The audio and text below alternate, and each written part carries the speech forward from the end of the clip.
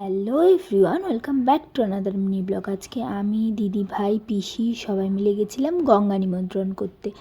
আর গঙ্গা নিমন্ত্রণ করতে যাওয়ার কারণ হলো একটাই, আমাদের বাড়িতে পৌষকালীর পুজো হয়, সেই জন্যই মা গঙ্গা নিমন্ত্রণ করতে গেছি। আর এই গঙ্গা নিমন্ত্রণটা কিন্তু আমরা পুজোর আগের দিন করতে যাই, আর তারপর গঙ্গা নিমন্ত্রণ করে এসে রাত্রেবেলা পরের দিন, যেহেতু আমাদের বাড়িতে সকাল থেকেই খাওয়া দাওয়া, ওই জন্য সবাই এসছিল, সব সবজি কাটাকাটি হচ্ছিল, মা কাকিমারা সব গল্প করতে করতে সবজি কাটছিল। আর আজকে ছিল পিপার বার্থডে, ওই জন্য বাড়িতে একটা ছোট্ট করে কেক বানিয়েছিলাম, আর ঘন্টু আর পিপা দুজন মিলে কেক কাটলো সেই দিনকে, যেহেতু পিপার জন্মদিন। আর এইদিকে সবাই মিলে বসে গল্প করছিল। আর রাত্রেবেলা আমার দুই দাদা বসে গেছিলো আলপনা দেওয়ার জন্য, কারণ কাল সকাল সকাল কিন্তু মা চলে আসবে আমাদের বাড়িতে, ওই জন্য।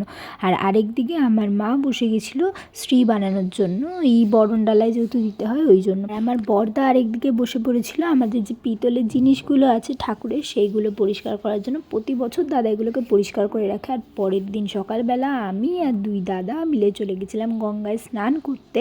আর সেইখান থেকে বেরিয়ে কিন্তু আমরা চলে গেছিলাম আমাদের ঠাকুরটাকে দেখার জন্য, কারণ সকাল সকাল যেহেতু মা চলে আসবে, ওইদিকে কতটা কি রেডি হয়েছে আগে গিয়ে আমাদের পালে দেখে আসতে হয়, তারপর ওরা পাঠিয়ে দেয় পাল থেকে ঠাকুর, ওই জন্য। আর এই যে আমাদের বাড়িতে কিন্তু সকাল সকাল মা চলে এসছে। আর তারপরে আমার মা ঠাকুরকে বরণ করে নামাতে হয়, যেহেতু আমাদের বাড়িতে একটা নিয়ম আছে, ওই জন্য মা এখানে বরণ করে ঠাকুর নামিয়ে নিল। আমাদের কালী পুজোটা যেহেতু ছাদে হয়, ওই জন্য দাদা আর বুয়া কাকা দুজন মিলে ধরে মাকে ওপরে নিয়ে গেল, মাকে আসনে বসানোর জন্য। এর মতন এতটাই, আবার দেখা হবে কালী পুজোর পার্ট 2 নিয়ে। তোমরা কিন্তু ওয়েট করো, আর আমার চ্যানেলটা সাবস্ক্রাইব করতে ভুলবে না। আজকের মতন বাই।